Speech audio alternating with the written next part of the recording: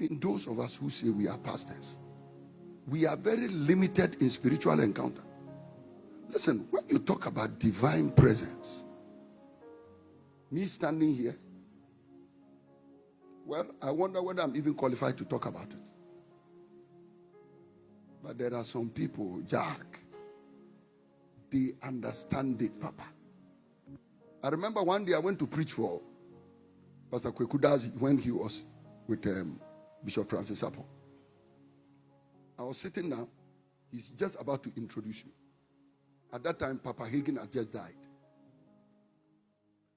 I'm sitting with Pastor Kweku Dazi, and I saw an angel walk into the building. And I knew he was an angel because he looked nicer than the rest of us. And his body, there was some light around him. He came and he sat between me and the next person to me.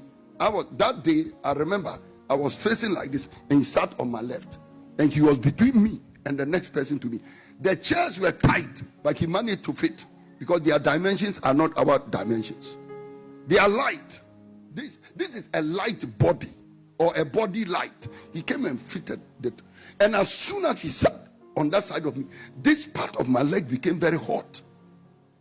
As if somebody has put a pressing iron around that part of my body. And I felt a force. The force lifted me. I went up, boom. I lost consciousness of the room in which I was sitting. And then in that realm, I heard a voice. My servant Kenneth Hagin is dead. And I said, Lord, I know it. I read about it. He said, yeah. Then he said, I gave him grace to write spiritual books. He's come up to me. But the grace to write those books is still on earth. Do you want some of that grace? I said, I want it. He said, I give it to you. And as if I was dropping from a height, I felt myself hit the chair again. Boom.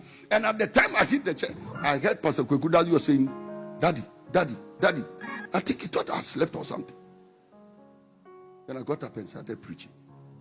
Listen to me. I've seen some things and I know some things. Normally I'm driving with mommy, my wife in Boga, and when we are driving, whether we are in Boga or in Accra, wherever we are, I tell her, I say, Pearl, I know many things. And some of the things I'm not permitted to talk about. I've seen some of the revelations and I'm ministering. And the Lord will show me, he said, if you live up to 80 years, this is the way you will be when you are 80. And this is the way you will be ministering. I remember one day preaching and ministering for Dr. Robert Ampiakofi. And then sometimes too in Boga, it has happened to me a number of times. And I'm telling you the truth as I speak to you. I have watched myself ministry.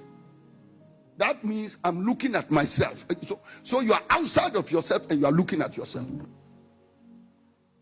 Those have been some of the most scary days in my life. Because I'm praying that my spirit and my body will come back together quickly before it's too late. Because I have a wife and children. So, you know, people, things that have to do with the spirit and spiritual things, I understand.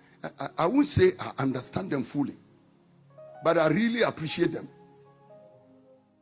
What you do with the presence depends on what you see. If you don't see the kind of things I see, you will not behave the way I behave. My wife will tell you, I have collapsed in church. Bam!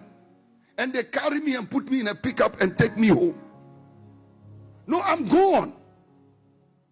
And people are worried.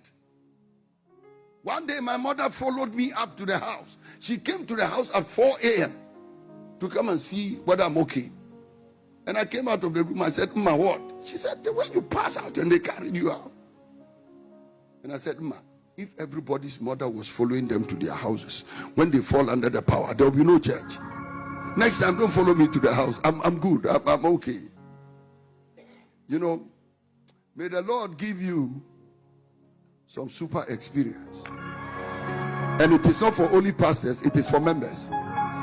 Daniel was not a full-time pastor. Daniel was an intellectual, very smart guy, an administrator in the king's palace. But he believed in spiritual things.